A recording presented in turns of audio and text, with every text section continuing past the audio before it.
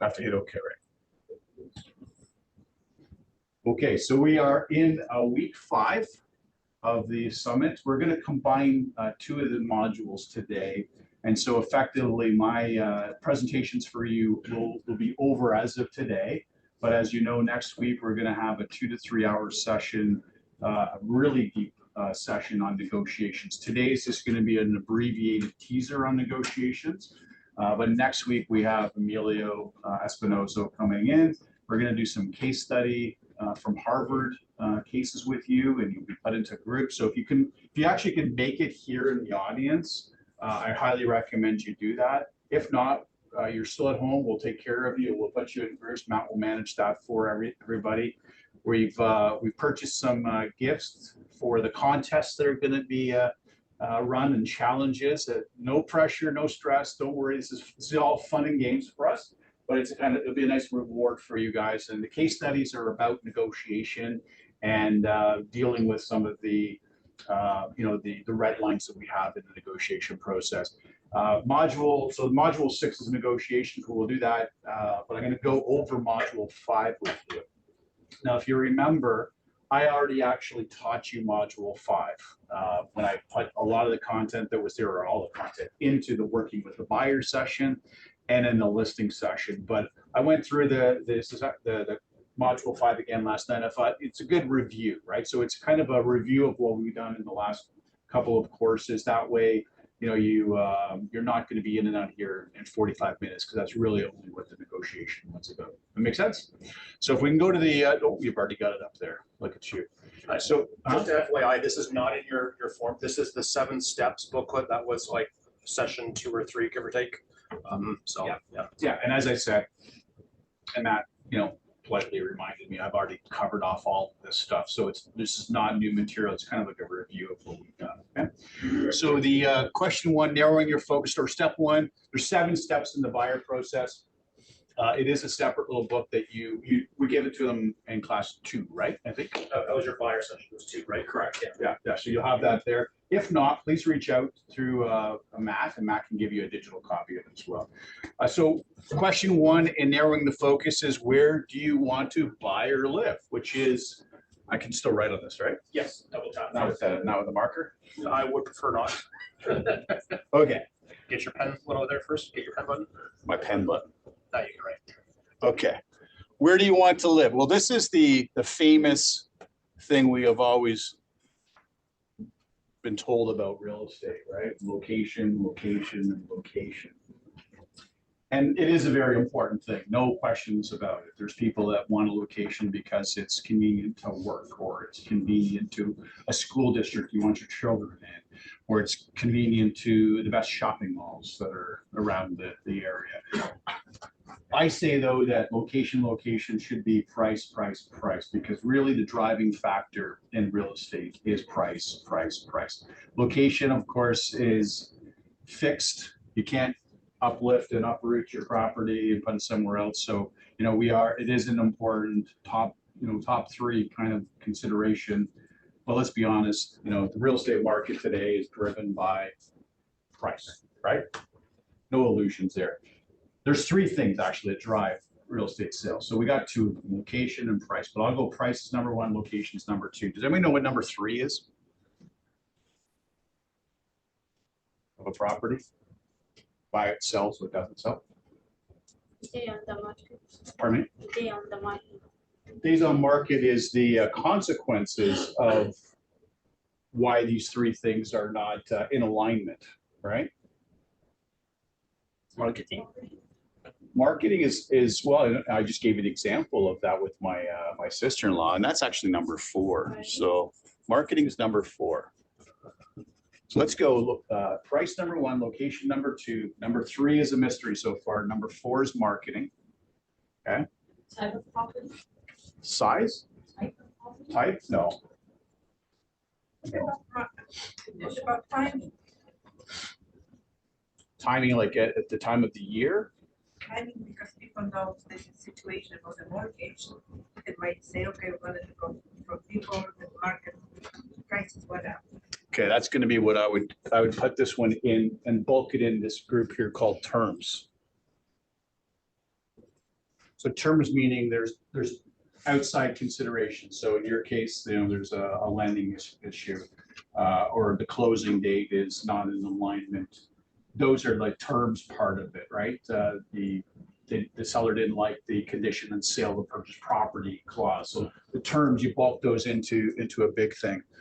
So number 3, so location's number 2, price is number 1, and number 3 is condition of the property. So if you look at the top 3, 2 of them you can actually change, right? There's an ability for you to consult and provide your expert opinion to say, this is the right price, or let's get a stager in here. We'll outsource to a stager to let them do the dirty work for us, to let them know that the 1960s shag carpet should probably be replaced, right? So these 2 you can change, this one you can't, that is fixed in the top 3 of things. Does that make sense for everybody? So whenever you're listing a property, just in your mind's eye, think price, location, condition, price, location, condition.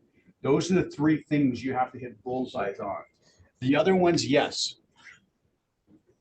I showed you what we saw the sister-in-law story just before we started the course, right? The difference in marketing and experience on the front that's making my sister-in-law comfortable and happy and not worrying anymore, versus the anxiety and pressure of having to have for property sold, right? So these are important, but this is your core 3. Any questions on that? What are your must-haves? And I'll jump over through. What are your must-haves and deal breakers in buying and selling a property? This is in the buying side. What are the must-haves and deal breakers? Think of them as your, there's a common term, people, and look at, I'm in writing in red. It's your red line. You hear this now in political world. This is the red line. We're not going to let you cross the red line. Otherwise, there's consequences. There should never are consequences, we know, but this would be a deal breaker, a red line for you that you would never breach. Give me an example of what a red line would look like. Realtor? No, we're on the buying side, right? So it's from a buyer's perspective. I think price. Price. We're going to go right back to price.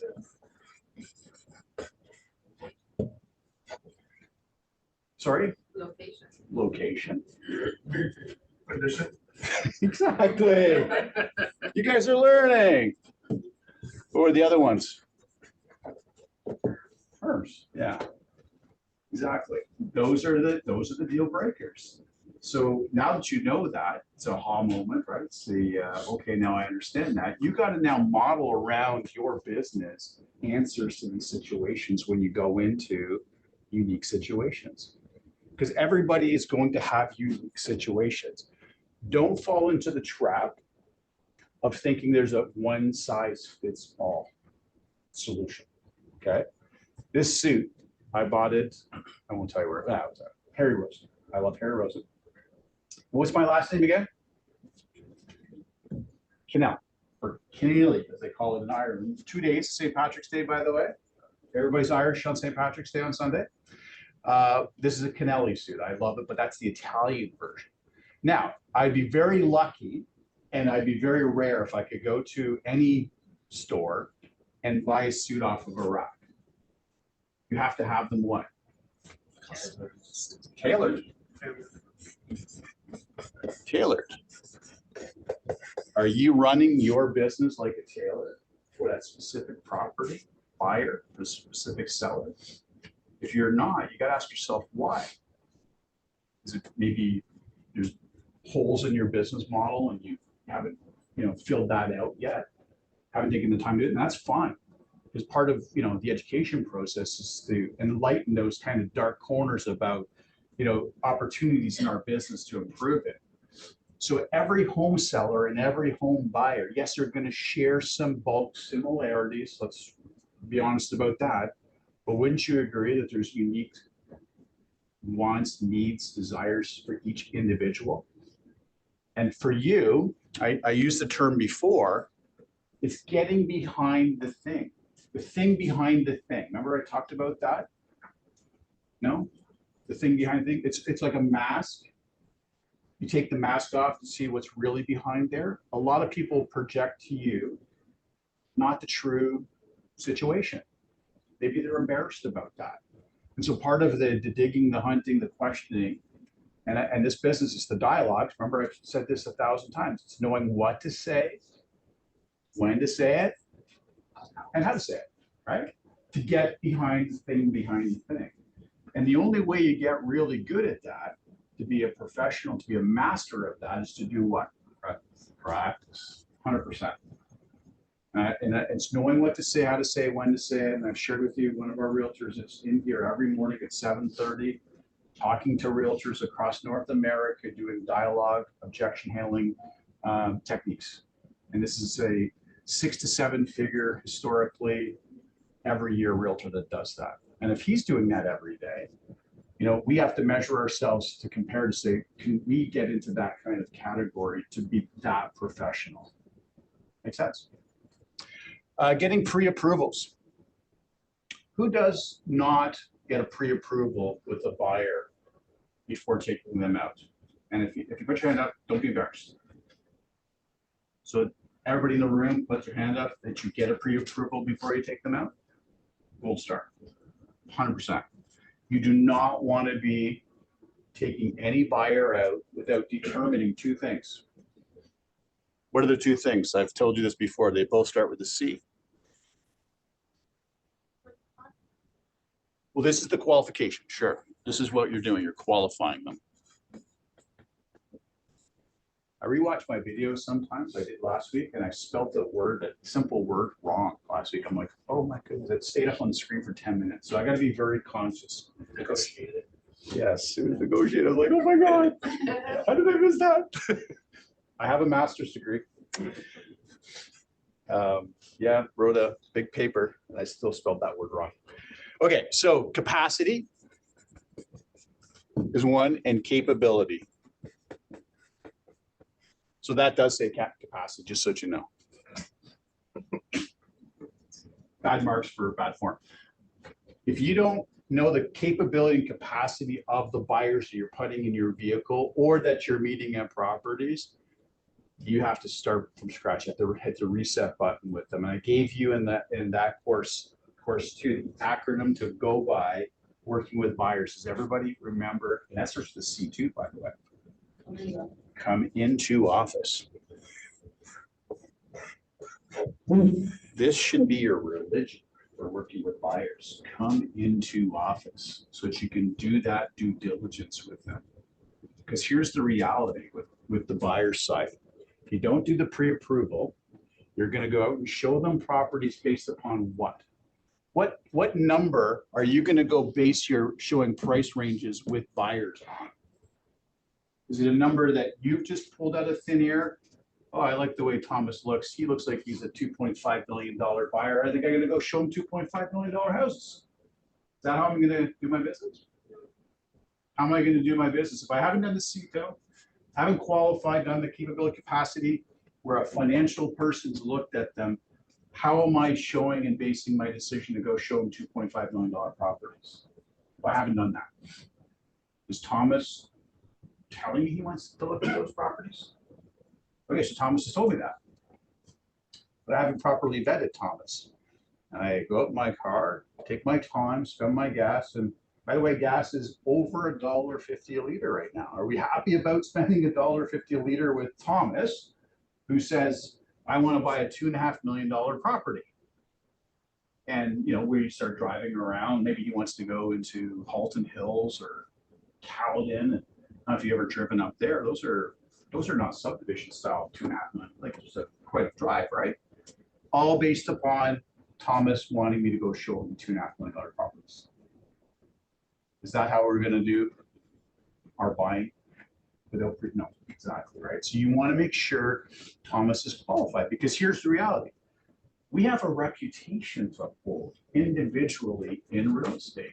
So if I'm taking Thomas out and we find the dream $2.5 million property on 5 acres, it's got a pond, all these great things, it's got maple trees that you could tap and you can make your own maple syrup if you want, right? Put an offer in for Thomas. We do that great clause called condition on financing. And Thomas goes to his lender, and his lender rejects, unfortunately, the offer, or rejects saying we can fulfill that offer because Thomas was only qualified for 1.8, 1.9.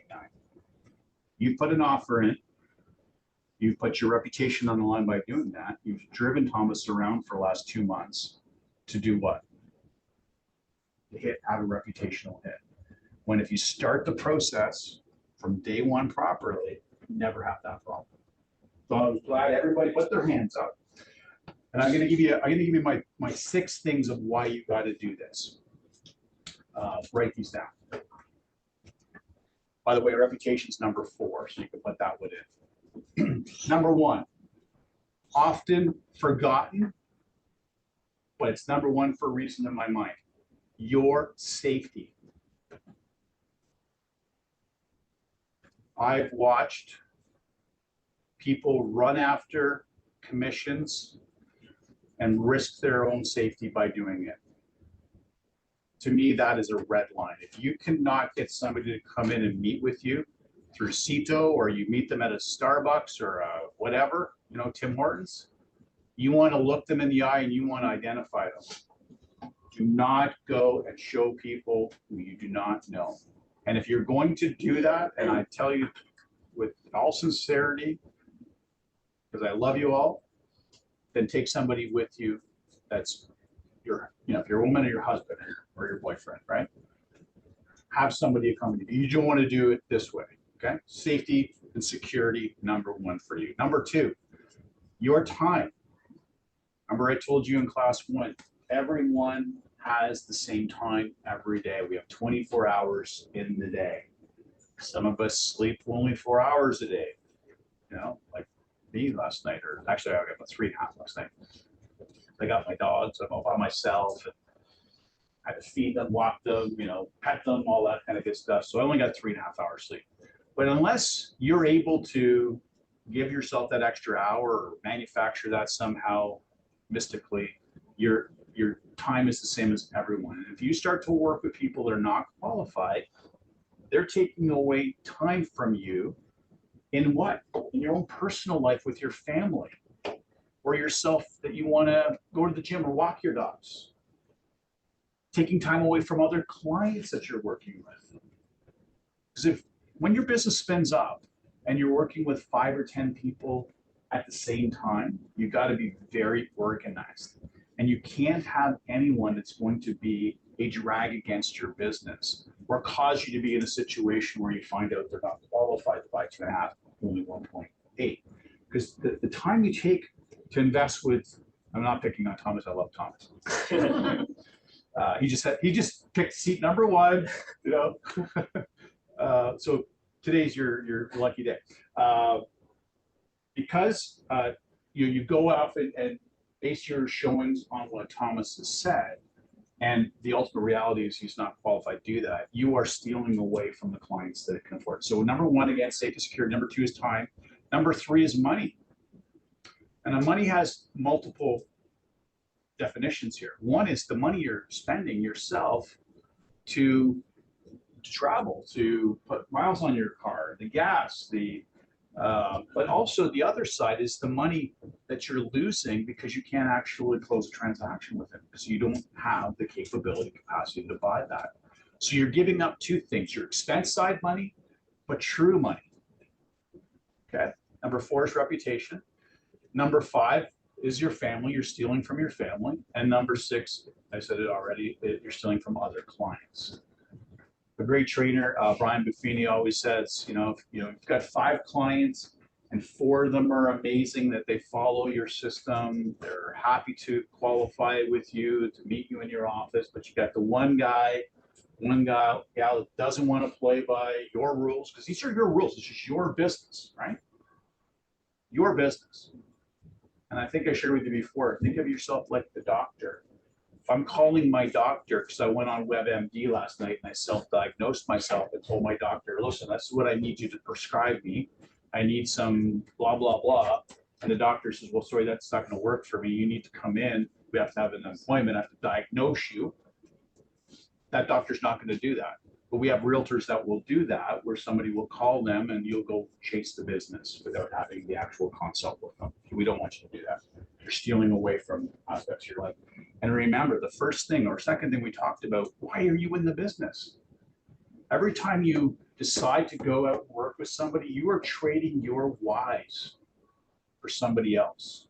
They're out negotiating you, by the way, by doing that. They're a better negotiator than you are because they've negotiated you out of your system. Okay? Remember the McDonaldized system I talked about in class 1? And so here we are a month later.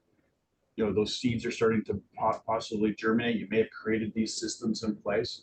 The buyer's side takes you 6, 7, 8 times more time to sell from the listing side. So if you're investing in working with buyers, you've got to have that system in place.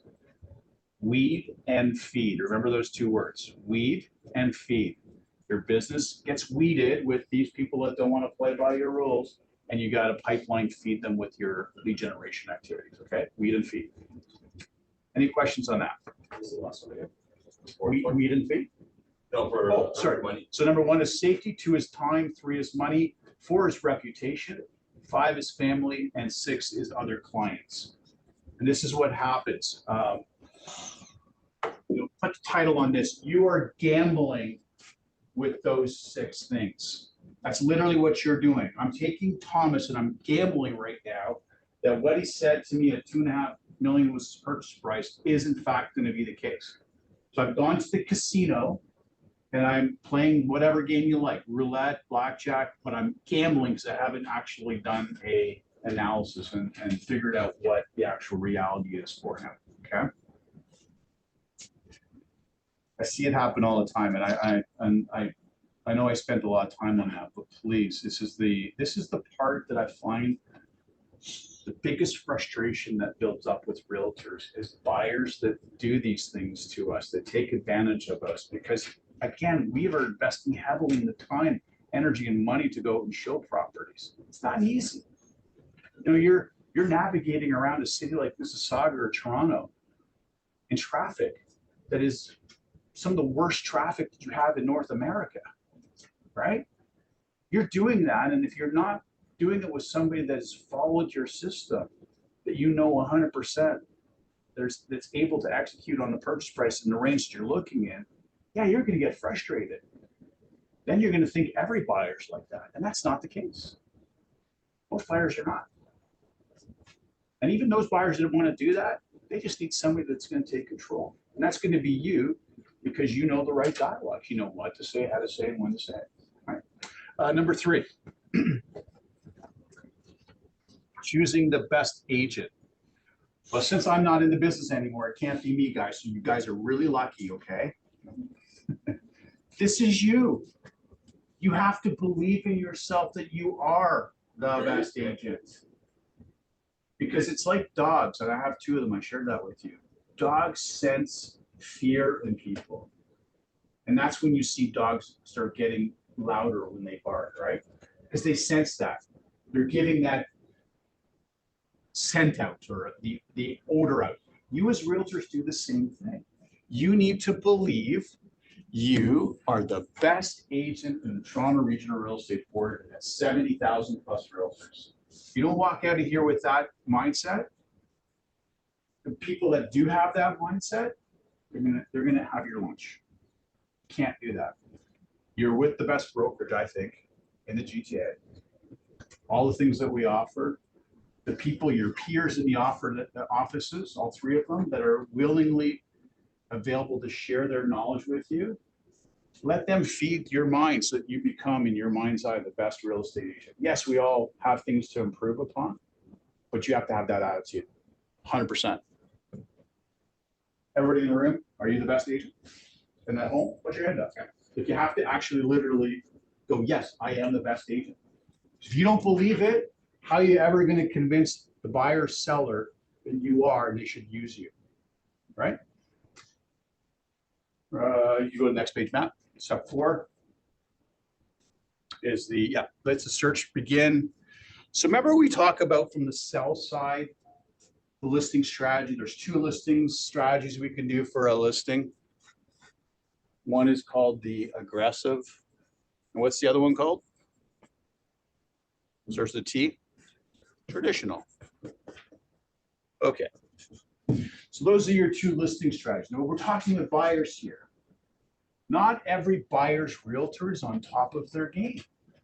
There's a lot of realtors out there that will do one deal a year, maybe, or two. In fact, the first class I shared with you, the average N per realtor in 2023 was what? 1.75.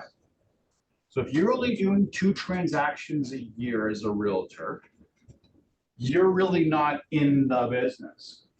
And so, yes, this is the strategy from this listing side, but what it does on the buying side is for those people that are only doing 1.75 deals a year because they're not in the business, they're seeing your aggressive traditional strategy and they're encouraging their buyer to go and look at your property. It's the flip side of that strategy. That's why you're delivering traffic. My sister-in-law's example, she had 2 showings in 3 weeks. She's getting two requests every couple hours now because they've got an aggressive marketing strategy, aggressive pricing strategy. You saw some of the collateral that they're doing. They're driving the people through. That makes my sister-in-law and your buyers and your sellers in that case very happy. You're making things happen. And you're doing these 2 strategies on the list side really for the buyer's agents that are not in the business, that don't know any better. Does that make sense to everybody? You understand what I'm saying? You know better.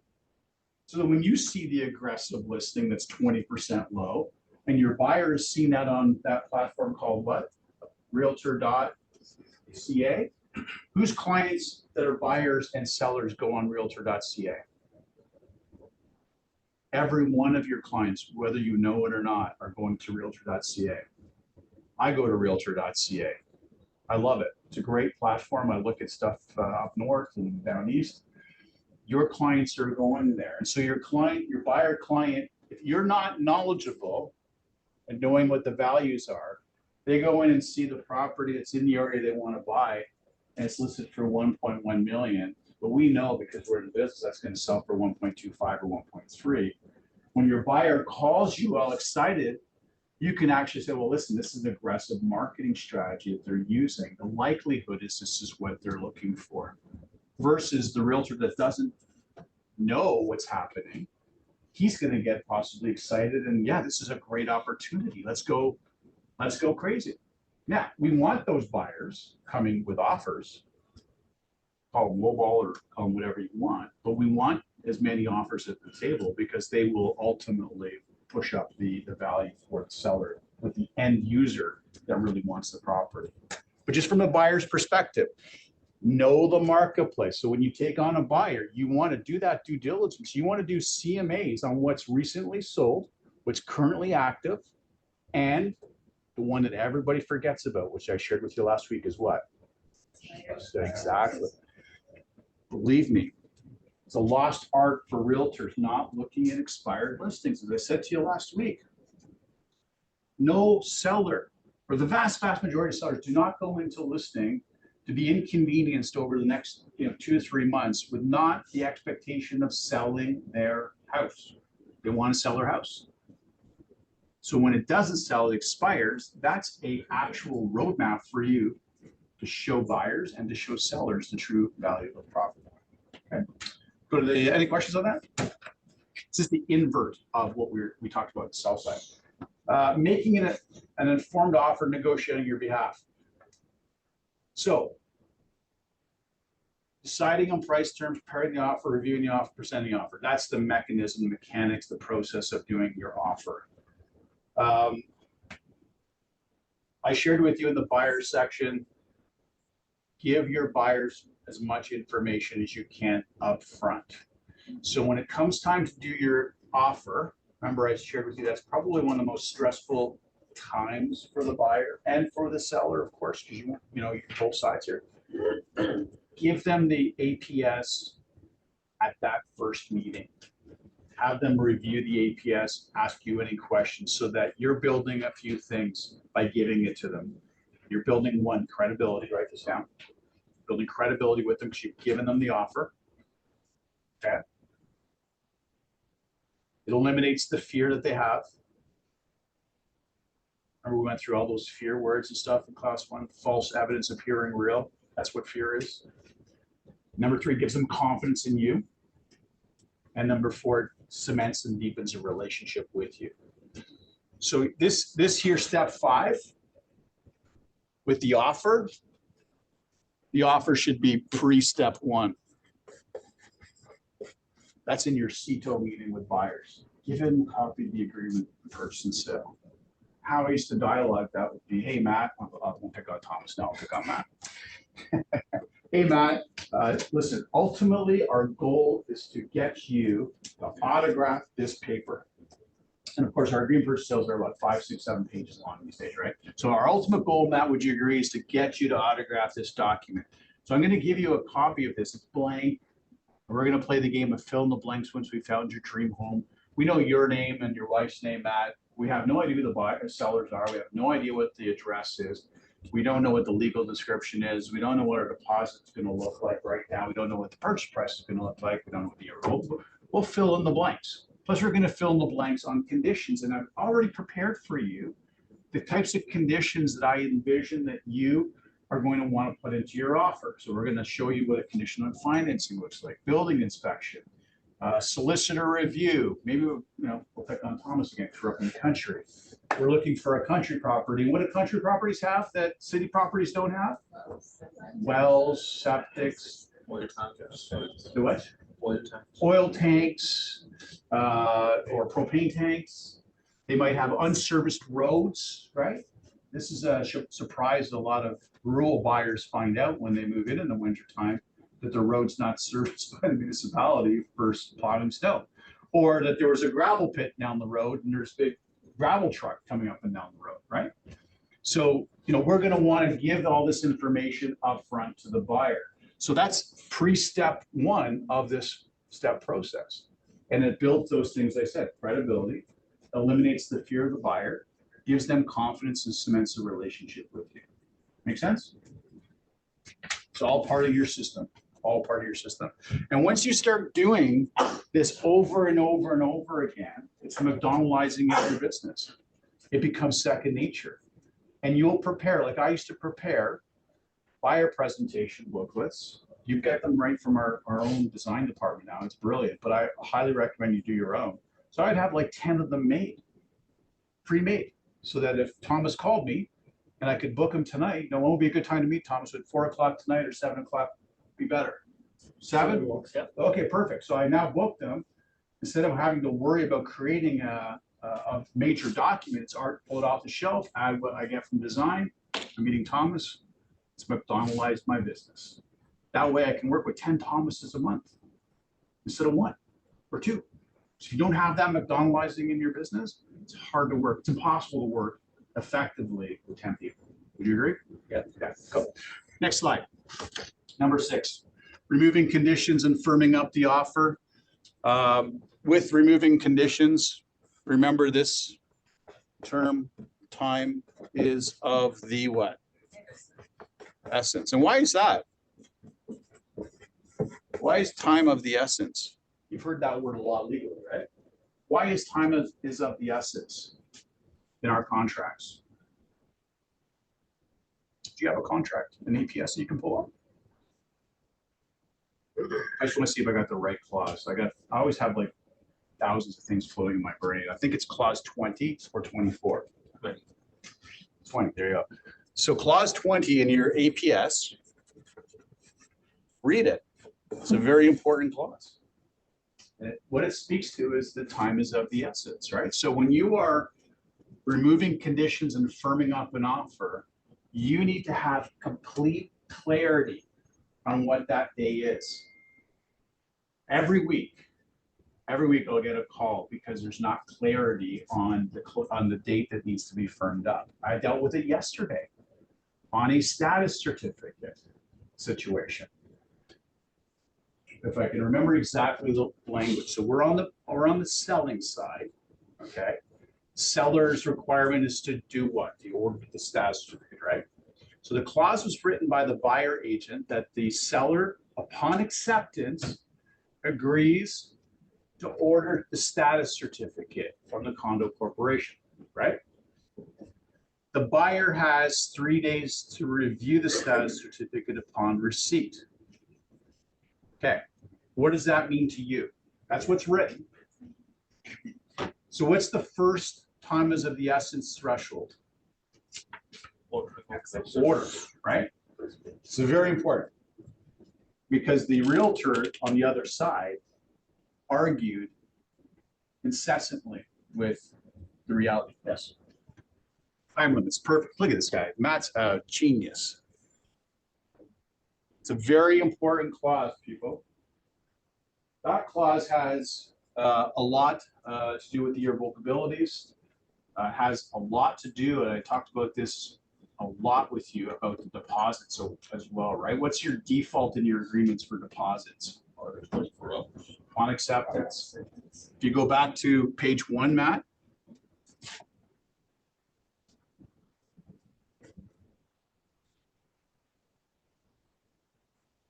Right there. So upon acceptance means the deposit delivered within 24 hours. There's no Saturdays, Sundays, statutory holidays. That there binds it to number 20. That's why with deposits not coming in 24 hours when it's upon acceptance, the actual offer is breached. Remember, I went through that with you. Okay, where was I on the other thing until I got so order within 4 days. That's the first thing. 4 days to order. To order. Status, right? What happens when you order? This is a traditional one too. This is not going through one of the online ones where you can get an online version of the status. This is a traditional going to property management. So the Condo Act provides property management 10 days. Okay. There's no reference whatsoever in the other realtors clause about that. They didn't specify, anything regarding that. So that's the time the condo corporation has to procure and produce the status certificate. This was the one element, and this was element number 2, which was 3 days to review upon receipt.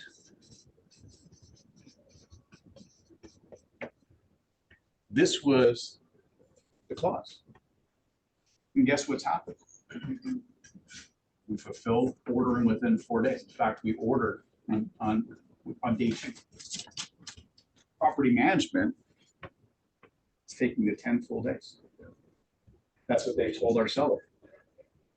So we got 2 days. He ordered on 2 plus 10, 12 days.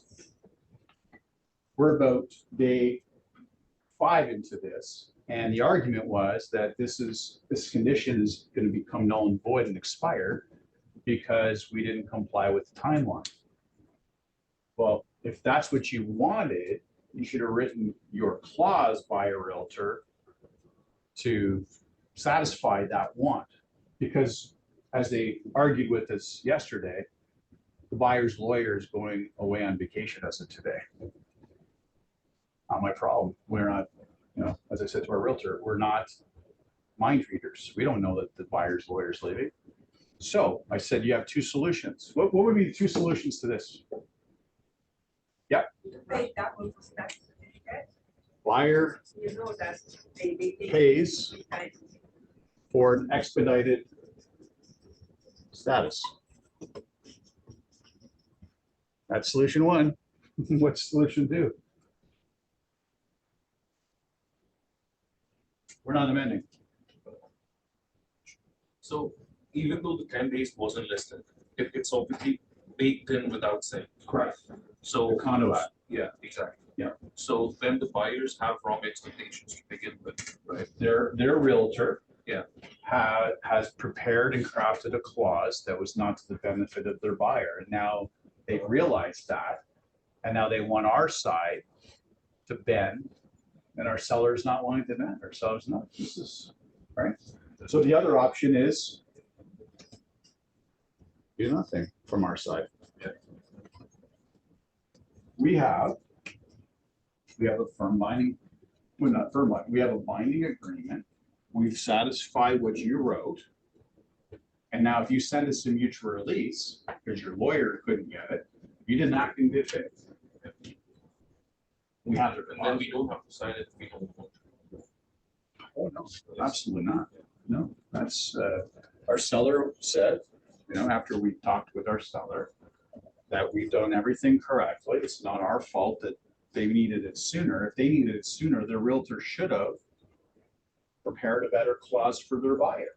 They have it. Now their buyer realizes that the realtor hasn't prepared a better clause, and the realtor is now putting pressure on us to make their problem go away. Now, some sellers may, you know, be okay with that. We suggested, well, if you want it now, I forget what the cost was. Let's say $200, maybe it was $150. Well, happy to do that. No. This buyer's realtor said your seller should pay for that. No, it's not gonna happen. So we're gonna do nothing now. We're gonna satisfy exactly the terms of the contract, right? Because time is of the essence with conditions. So this condition, once we deliver to the buyer, the realtor, they have 3 days to fulfill.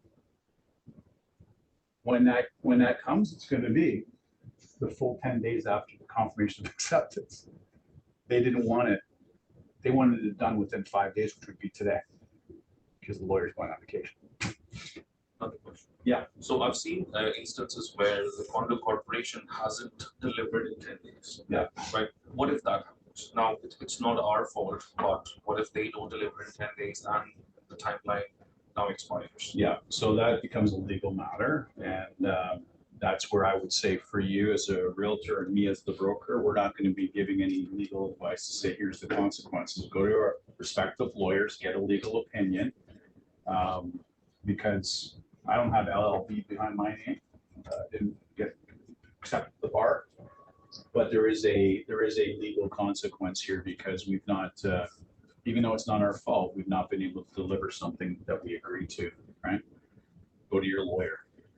Now, the ultimate outcome likely of it, probably we're not going to get into a lot of trouble, because if we can prove that the condo corporation screwed up, we've got all of our timelines, we've got all of our evidence, you know, the extenuating circumstances, they're not our fault. We're most likely getting out, and I'm just sharing that with you. It's not what I want you to go and tell your buyer yourself. All right, so where are we now? Because know what that date is. Don't have any ambiguity on what that date looks like. There's no worse thing to have one realtor think today, Friday, we're waiving the condition. And that's what our seller thinks. So we're on the sell side, and the buyer's like, no, I got till Monday. What are you talking about? Or statutory holiday on Monday. That's, why would you think today we're, you know what the date is. That's why it's always good to put a specific date in for your condition, not days, specific date. I always work with specific dates. Okay. Next one, Matt. Preparing for closing date. This is the do not disappear scenario when you've got a firm transaction, and a lot of realtors will just disappear.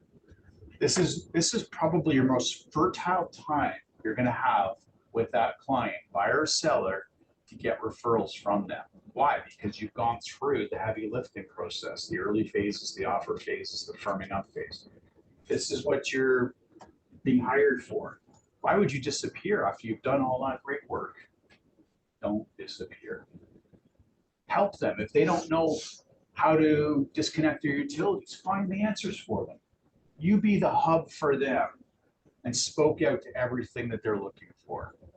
Because if you create that habit in them then, at that point, chances are 6 months from now, a year from now, they're going to be reaching out for you to connect them to maybe a handyman or to a landscaper, or, you know, what have you, okay?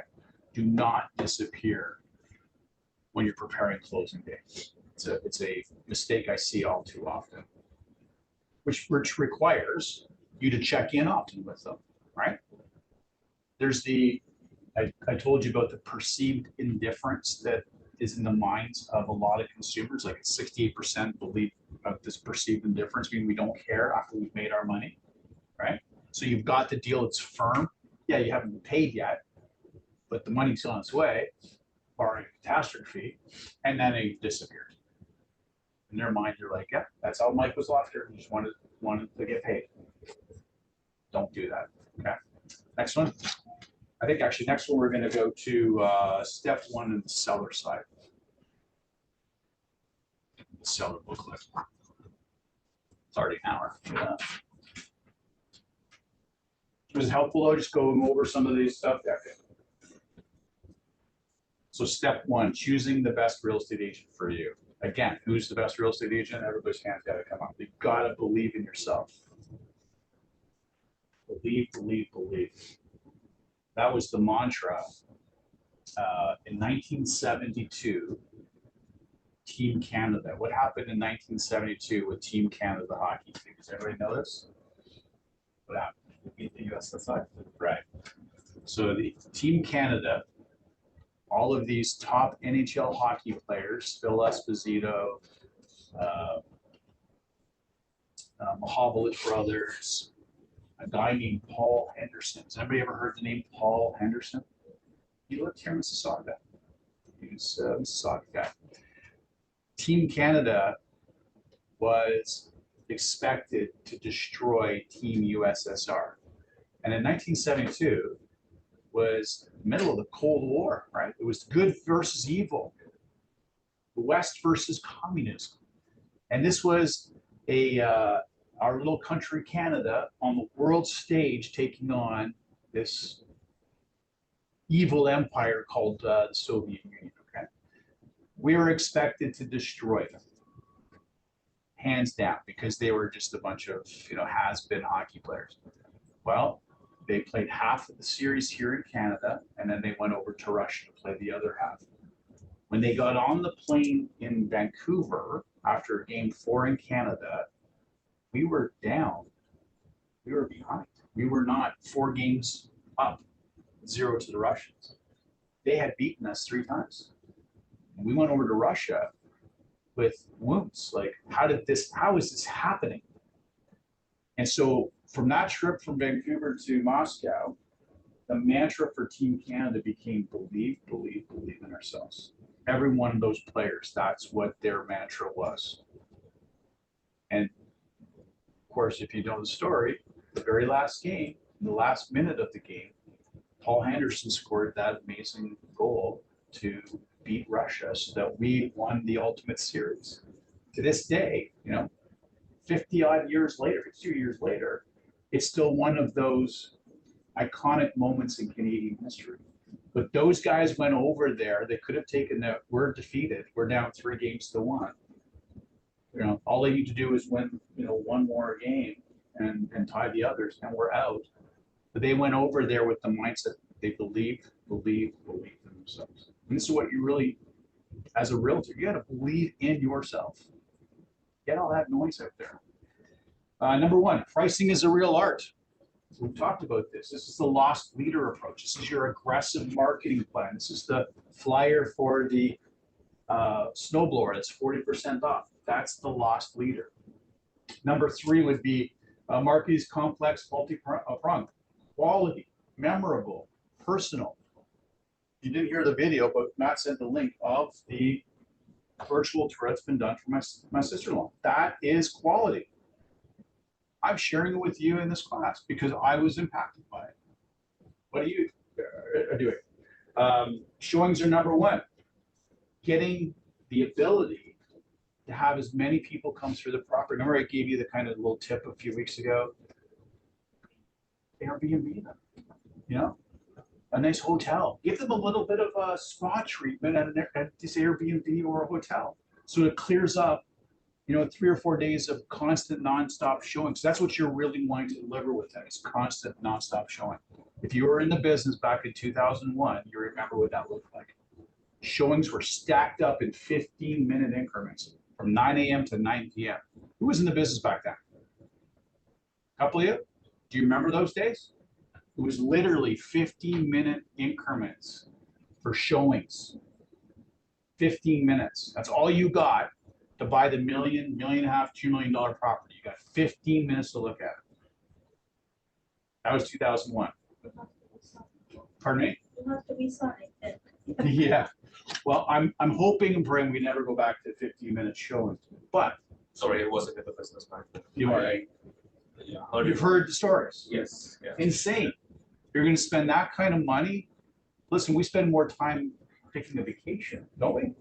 Or going to the grocery store and picking our groceries than buying $1 million house. But that's what we're doing. Could we go back to those days? Yeah. We don't have inventory.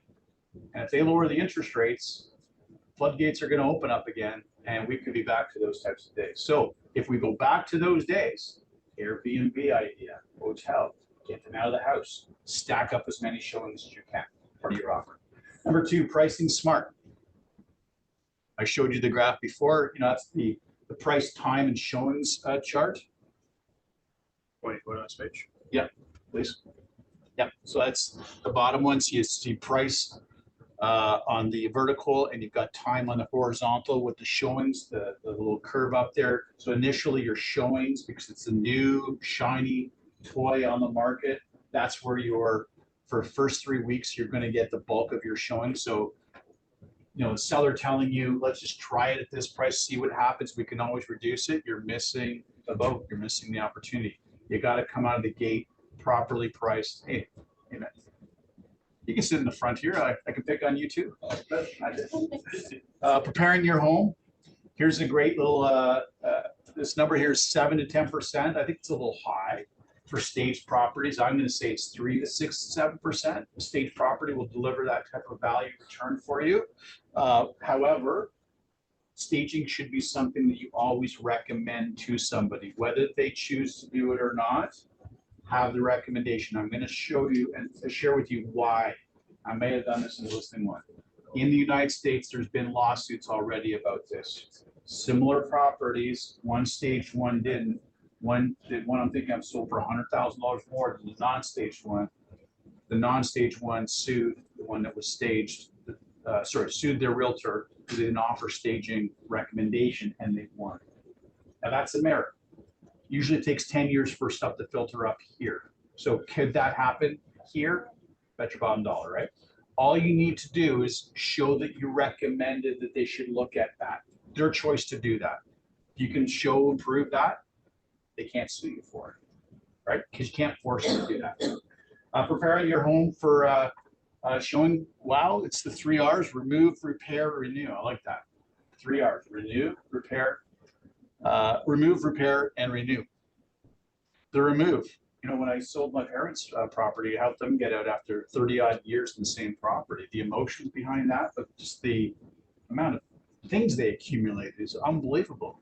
Put a big garbage bin out there and just pitched. I think I told you, I threw all my trophies my mom had saved and my report cards.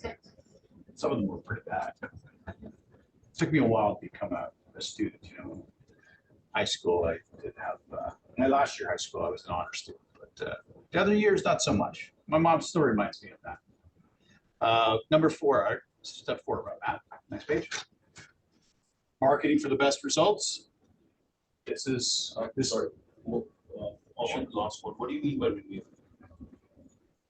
that's like a refreshing painting, sprucing up, yeah.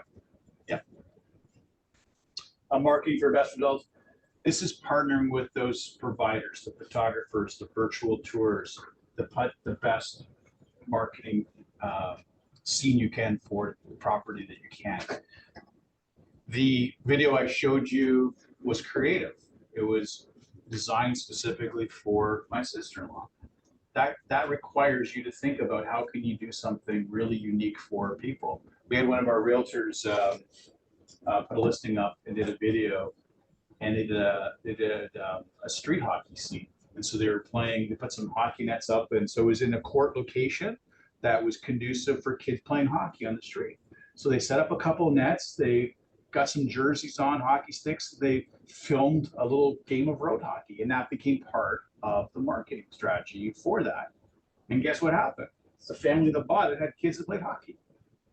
Funny how that works, right? But that took the creativity to say, hey, this is an ideal spot to put hockey nets up and play some road hockey. What are some cool things you can think of that would be unique to promote that property? Maybe your virtual tour guide can give you an idea for that if you can't think of it. But it sets yourself apart, differentiates yourself. Next one, Matt, is the showing process. You create the ambience, information on site. That's your feature sheets, that's your brochures and things like that. That package that realtor sent my sister-in-law was pretty cool. Had the candles, had the spray mist and things like that. People sometimes put vanilla on their burners of their stoves, right? So that's one of those old tricks. You turn the stove on and it will scent the whole house. It's just like, vanilla, right? Vanilla extract, put that on there. Always recommend flowers, nice new flowers. Go to the flower shop.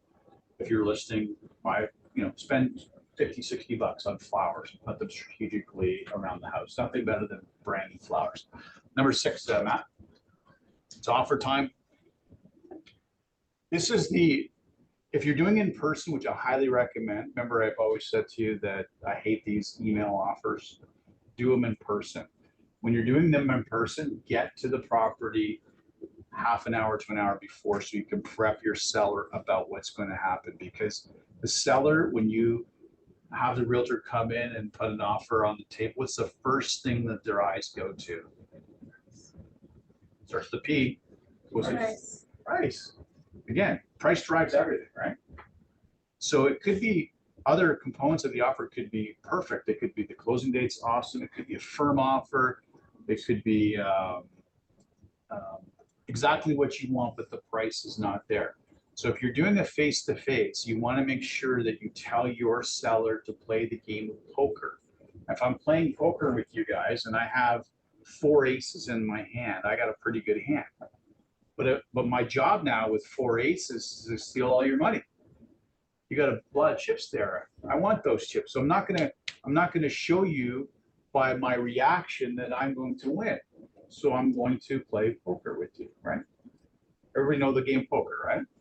So that means when the offer comes in, you as the seller, you've instructed your seller to remain emotionally stoic. Write that word down. Emotionally stoic. Does everybody know what that means? That means that you're just stone-faced. You have no emotion. The price could have been $100,000 more than you ever expected. Stay emotionally stoic with her. It's great. Because maybe we can get another 50 out of the guy. But if your seller goes, oh my God, this is amazing. Guess what? You lost your edge. You lost your market, your negotiating power with that person, right? Remain emotionally stoic. Who's ever seen the movie A Few Good Men? Seen the movie? Jack Nicholson, Tom Cruise, Demi Moore. It's a 20-plus-year-old movie. It's a courtroom movie about the military. Tom Cruise is a lawyer, so is Demi Moore, and there's another lawyer guy, and then the prosecution is Kevin Bacon, the guy from Footloose. Before they go into courtroom, Tom Cruise says to Demi Moore's character and the other character, listen, no matter what is said from the witness stand, if a witness says something that's going to convict our client 1,000 times over, just sit there, be emotionally stoic, do not react. We don't want the jury to see that this hurt us. Does that make sense? So of course, the next day they go into court. There's the expert witness doctor on the stage, and he says some pretty damning statements and testimony against the clients of Tom Cruise and Demi Moore. And Demi Moore gets up there and she starts getting all animated. Objection, Your Honor. And the judge says, objection sustained. You can sit down. Like we're listening to the expert witness. And she steps up again, does it, says it 3 times, to the point where the judge admonishes her that this is the expert witness. Sit down. Well, she created a spectacle, which is that not remaining emotionally stoic, and could have hurt her client. And after the scene was over, of course, Tom Cruise was not a happy guy, but he said, okay, tomorrow's another day. Let's not do anything like that again. So it's sitting there playing poker and being emotionally stoic. That's offer time. Okay. Next one, Matt. Calculating your bottom line. This is a great one. I used to have mine in an Excel sheet. So highly recommend you create an Excel sheet to be able to do these types of net sheets for your seller. We sell it for $1.5 million, but what are we netting out of there? So we have expenses, we have the realtor expenses, the fees there, we have legal expenses. Maybe we still have an outstanding balance for the mortgage. Mortgage discharge fee. When you're taking listings, are we making sure that the seller is aware of the discharge fee that may be incurred by them by the seller, by the lender? You're nodding your head, that's good, because they can be pretty significant, right? They use a thing called an interest rate differential, right? Sorry, you're gonna say that? You have to be connected to the mortgage broker to find out what those charges are. Well, the lender, whoever the lender is, sure. Yeah, yeah. And if you go through the mortgage broker that placed the mortgage, absolutely you can use them. But we need to find out what that discharge looks like, right? If you're in a fixed mortgage, it's usually a 3-month interest rate differential that they're gonna hit you with as a fine and a penalty. So don't want your seller to find that out on his statement of adjustments that he gets from his lawyer after everything's been done. So let's kind of find that due diligence out. But if you can put something like that into an Excel file, provide it to your seller client, or if you do a manual copy of it, it's a nice thing for them to have. This is what I'm going to net out. And you can do this as when you're doing the listing, you can put in different numbers. So like if we sell it for 1.5, this is what it looks like. If we sell for 1.48, this is what it looks like. If we sell for 1.450, this is what it looks like. Because people see the top number, but really they need to be told the bottom line net number. That's the most important number. But I think that section's good, Matt. Any questions on that? So that was just basically a refresher. Okay. Go to the negotiations one. And this will be done in about 15 minutes because we're going to save all the good stuff for next week. It's 3 hours. Okay. That's good. Give you some teasing of negotiating stuff. Okay, so go to the first page. Before I even talk about that, I'm going to give you my favorite negotiation quote. Okay, ready for this? Write it down. Never fear to negotiate. Never fear to negotiate. Oh. Never fear to negotiate. Negotiate. There we go. I'm sure you can spell it. Oh, it's not. It's supposed to be ... Never fear to negotiate, but never negotiate out of fear. Absolutely love that quote. Anybody know who said that? Don't look it up on your phones. It's a very famous quote from a very famous historical figure. Any guesses? Churchill? Who? Churchill? Close. Close.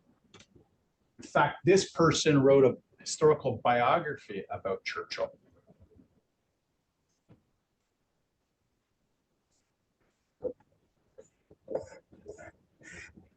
John F. Kennedy. John Fitzgerald Kennedy, President of the United States.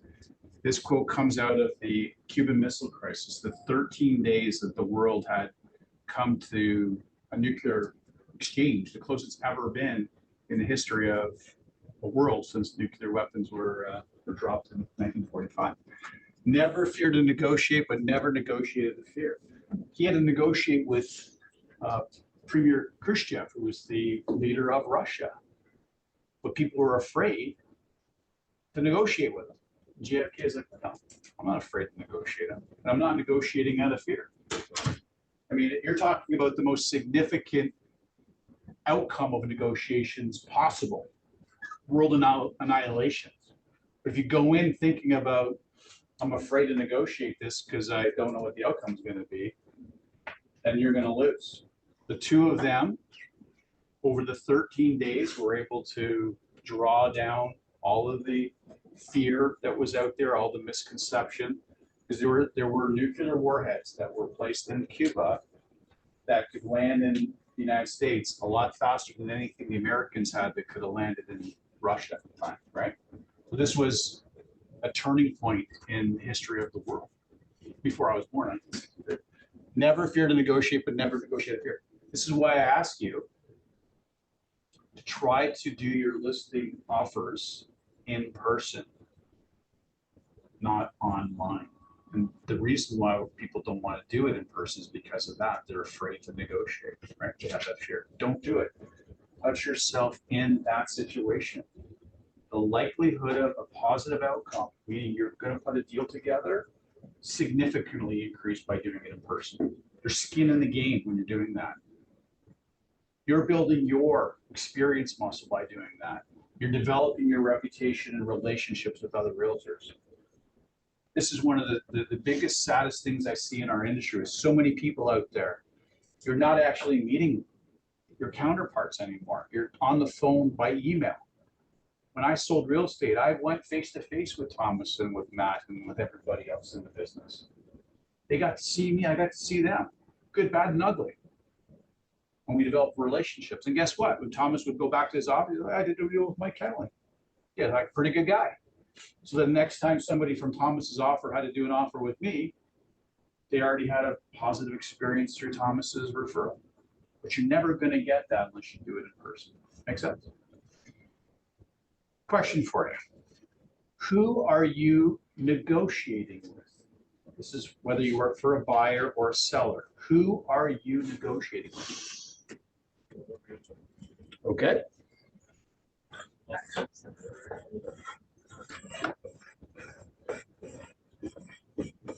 So we said other realtor, right?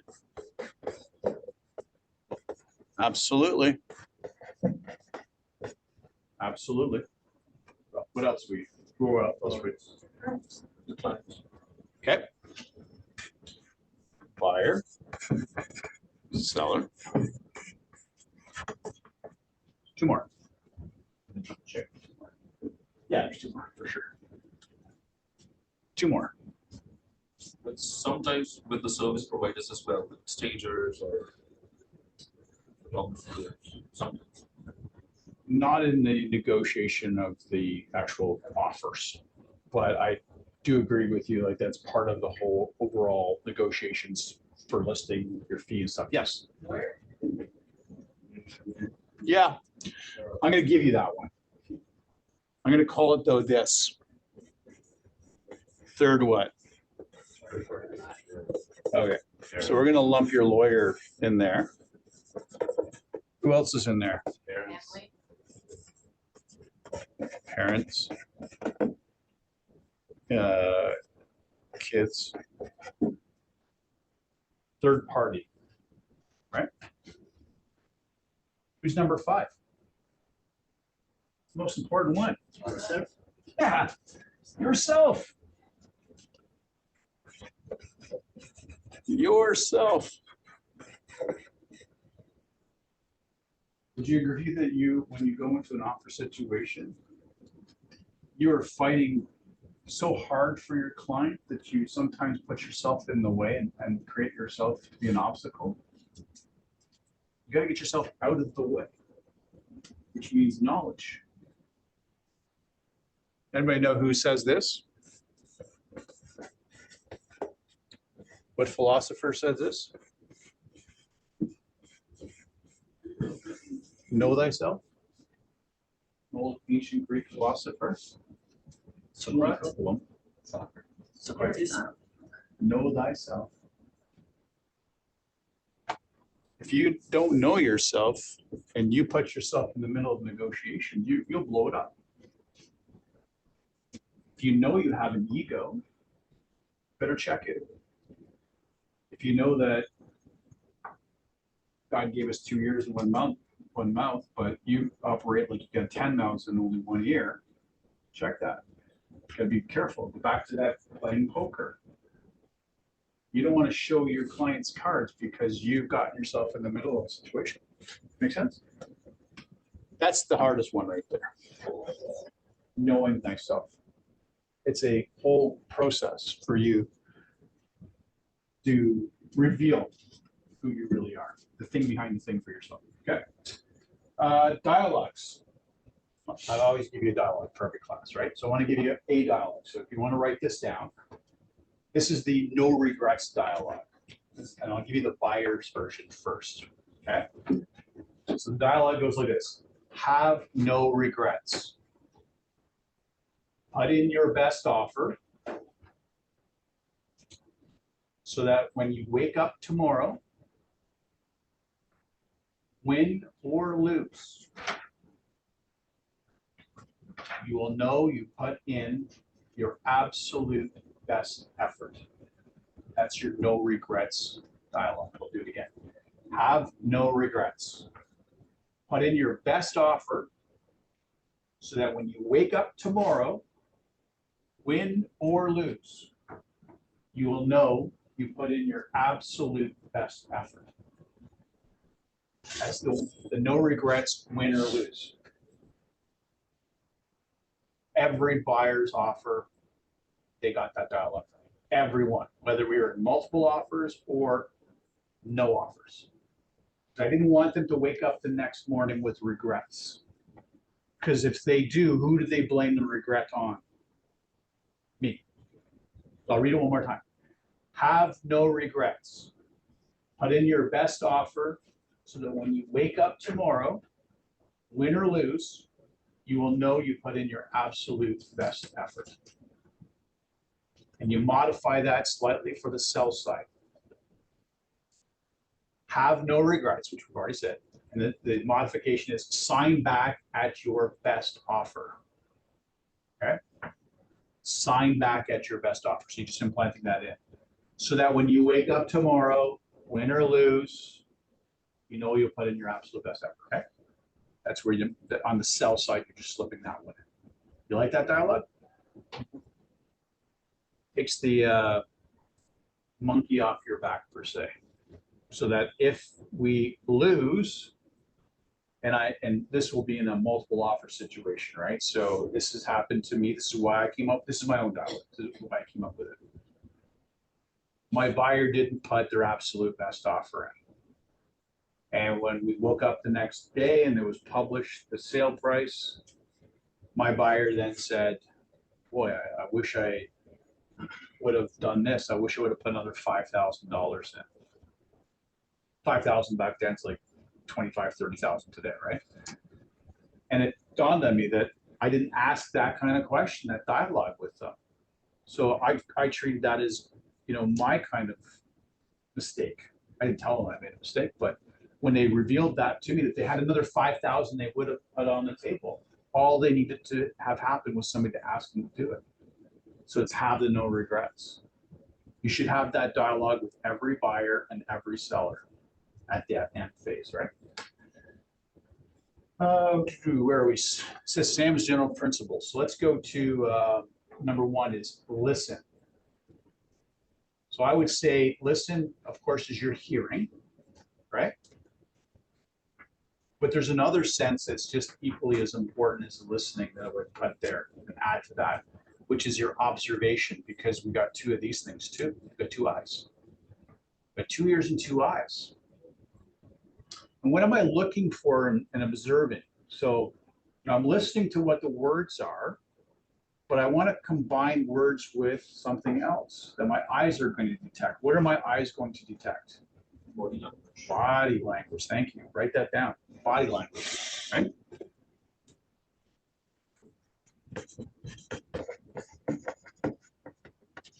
Body language. This is hearing. And I'm going to say here, you want to go observing. Body language. I'll give another word, posture. So if I'm negotiating across the table with our friend Thomas here, this is right in front of me. And Thomas is the realtor, and I'm the seller. And he comes in and I'm like, times like this.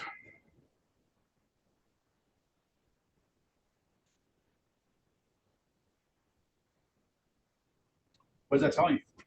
Not interested. Closed off. Defensive. Defensive, closed off. No, closed off. Yes. Great. Yeah.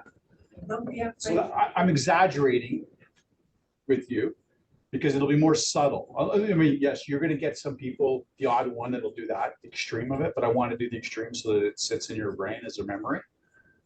Some will be like more like, oh, just like this, right? They'll sitting there, kind of frumpy, be frumpy. Okay. If I'm like this, I'm looking at you, like hanging off every word you're going to say. Okay, what's next? I've gone from one polar extreme to the other. This seller, this buyer is pretty motivated. And you're picking that up again from your observation, your eyes, right? So you've got to perfect both of those senses, your listening and your observation eyesight. Because you're going to pick up cues.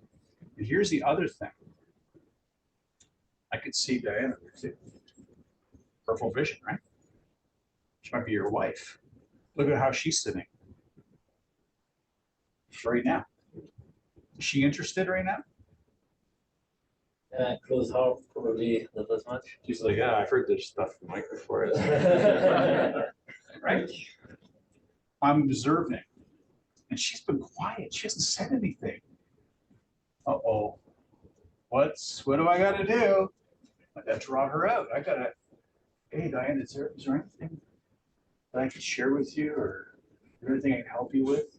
What's this? Just listening? Yeah. Okay. All right. Again, eyes observe. Yes. So in this scenario, like you talk about when we're doing, like coming to office to do the listing offers. Yes. So this is exactly what I'm scared of. Because if the representative, the buyer's coming in and they're doing an offer, and then I've told my clients to like do a poker face, but I know there's no way because they're gonna cross their hands or they're gonna roll their eyes, and then I'm scared that the buyer agent's gonna pick up on that. Is there any like advice that you Yeah. So let's do a mock practice of that. Okay, so Donovan, you've got this fear that I, as a seller, and my wife here we're gonna sabotage your whole strategy. So let's just pretend we're gonna do an offer. So let me go see if I can find, see if you can find an agent in the office that's gonna help you. If not, you be both agents. You put a fake offer in front of them that is $100,000 below the list price. Now, it's a contrived practice scenario. It's not the real thing, but you're actually, by doing that, you're putting their mind into maybe 30 minutes later, they're actually going to get a real one like that. So let them see and feel what that looks like so that when the real thing happens, they've already had it practiced with you. Now do the other side. It's $100,000 more than list or $200,000. I don't want you to go, wow. Like I want you to just sit there. Mike, and you want your seller to have this dialogue that you're going to give. I forgot to tell you this dialogue. Mike, is it all right if we sit with you privately and discuss the terms of the offer? I'd like to just have that confidential moment with you, right? So that's where you can now ask the buyer's realtor to leave, because you're going to want them out of the picture, right? You're not going to sit with them and have any conversations with them about the specifics of the offer that you want to correct or sign back, right? So have your seller ready with that dialogue. Hey, Mike, can you sit privately, confidentially, just go review this? Would that be okay? Right? It's a transition to get that other realtor out. That way, then we can address it. And then my seller's going, yeah, $100,000 less. I'm glad you taught me to sit there and not react to it, because we're going to come back and we're going to sign back for $100,000 more. Or if it's 100,000 more than you thought, is there an opportunity for us to improve that offer? Well, would you sign that offer back for more money? Or would you go back to the buyer and say, the seller really liked your offer. Thank you very much for all the time and effort. Could you reach out with your buyer and improve the offer? We want them to come back with something. We don't want to sign it back, because the moment you sign it back, guess what? gone. If you want to gamble, 'cause that to me is a gamble, if you've overshot what your expectation was, if you want a little bit more, it's called greed. Never sign it back because they may never come back. You've got a live, irrevocable offer in your hand, ask them to improve. Make sense? Far too often I watch those buyers disappear, never to come back. Okay. So observe. Yeah. So I know you suggested bringing the sellers in the office and then you've been also at their place, Yeah. on the offer day. What has worked best for your experience? Coming into the office for me has always worked. So if I'm on the selling side, too many distractions in the house, right? Maybe the hockey game's on tonight and they've got it in the background or the kids are running around. You're coming here to the place of my business, my work. And what's our function? What's our objective when you come here to my office, when you're a seller or when you're soliciting to get a buyer? What do? You're coming to my place of work. It sets the tone. You go to their house and look, I get it. If you're doing the offers on the sell side, 99% of you are going to go to the home. The convenience thing. Take them out of their home because there's the other thing too. They're in their home and they're looking at the pictures on the wall and it becomes very emotional. Remember, you got to manage that part. But if you're sitting in my office in one of my closing rooms, those pictures aren't triggering you to go, oh, I don't know if I want to sell. You're there to do business, right?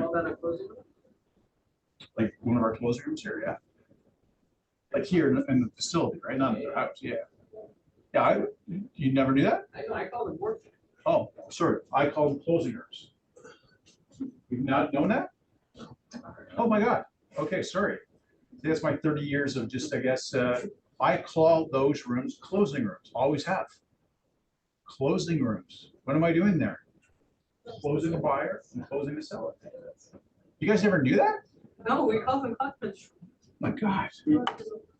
See, that's an aha moment for me all these years. I call them boardrooms. I mean, You call them boardrooms too? I work the front desk. Of course I call them boardrooms. Yeah. That's what they taught us. I call them closing rooms. You've never heard me say closing rooms? Oh, wow. Okay. Well, now you know, call them closing rooms, yeah. The practical challenge to that is, let's say we have an offer date, offers come in late in the evening. Yeah. That goes on until who knows, for sure. Yeah. Right, So and like people with kids or So? other obligations, they, you sell a house every day of the year, don't you? It's a unique thing.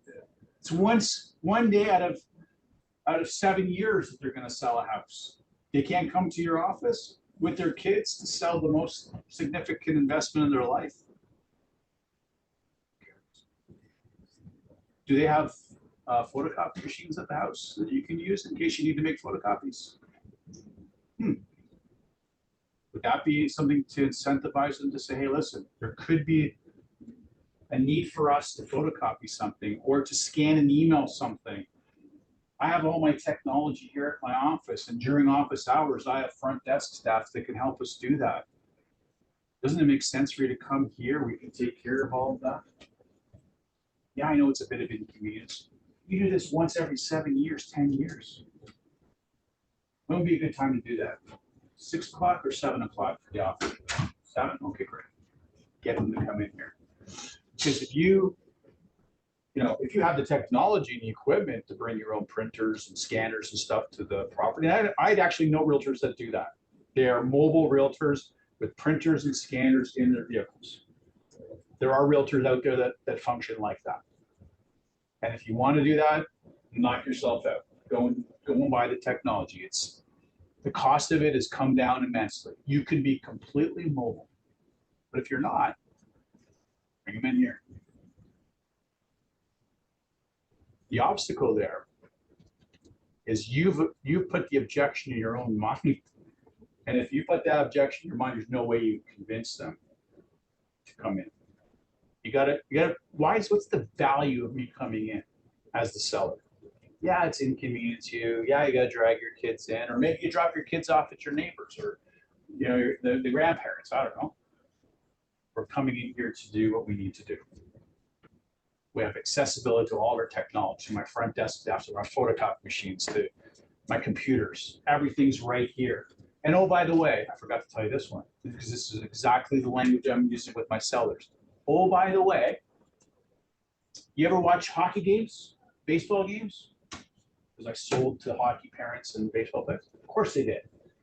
Do you think there's a home field advantage when we're playing in our hockey arena with all of our fans? Guess what? The buyer's agent's coming to our home field.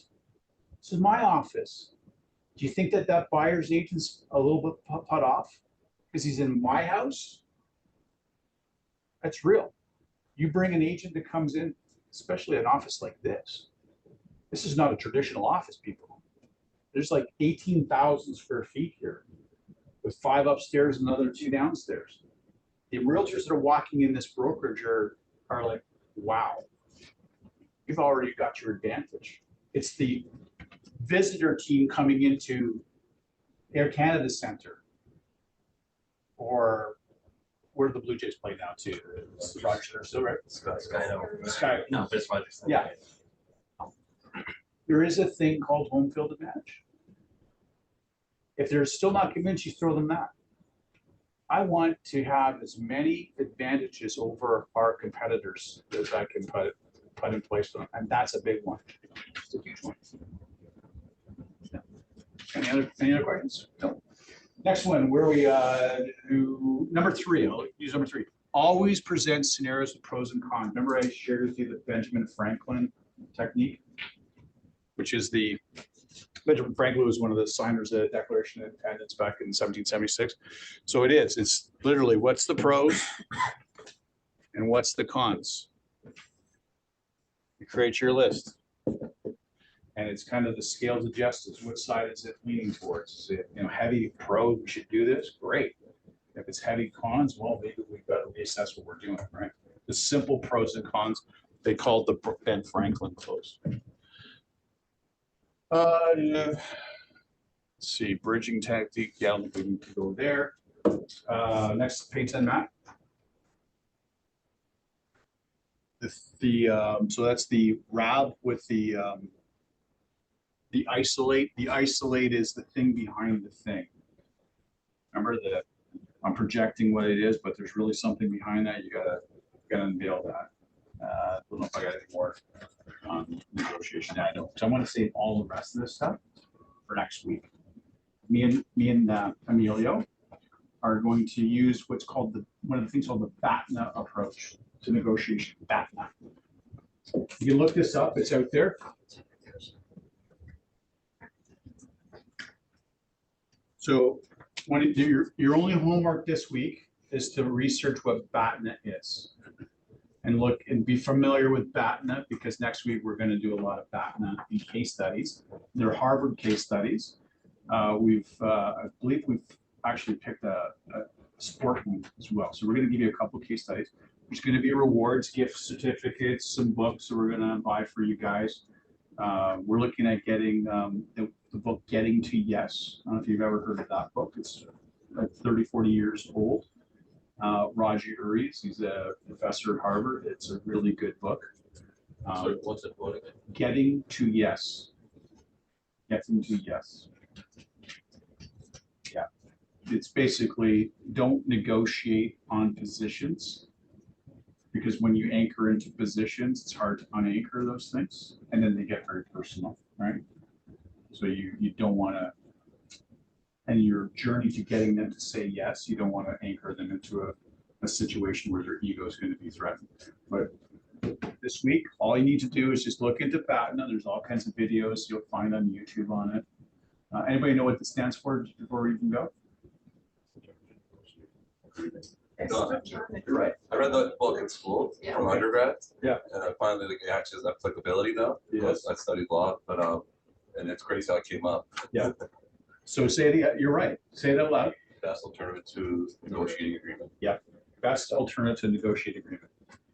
We're going to focus on that next week. It'll be a good session. It's one of the highlights of the summit program, and we're thankful and grateful that Miller's going to spend about 3 hours with us. So if you have any questions about next week, let me know. We'll be here. If you can make it in person, please do. If you can't, Matt will take care of putting you in the groups. but it'll be a fun breakout session. And so if you do come here next week, I'm buying lunch for everybody, okay? We're gonna do some pizza and everything, okay? So it's another incentive to drive out from Don Mills downtown. Fasting. Oh, you're fasting. Yeah. It's okay, you can save it for 7 p.m. So I fast on Fridays too, but I only fast meat. I don't fast food, but I fast meat. So I'm gonna have cheese pizzas. Can't have meat pizzas, but you can take them home. You can eat after your fast, right? Isn't it, your fast is from like sun up to sundown? Is that right? Yeah. Yeah. So take the pizza home. Bring your Tupperware if you're fasting. Bring Tupperware and bring it home. We'll turn down free pizza.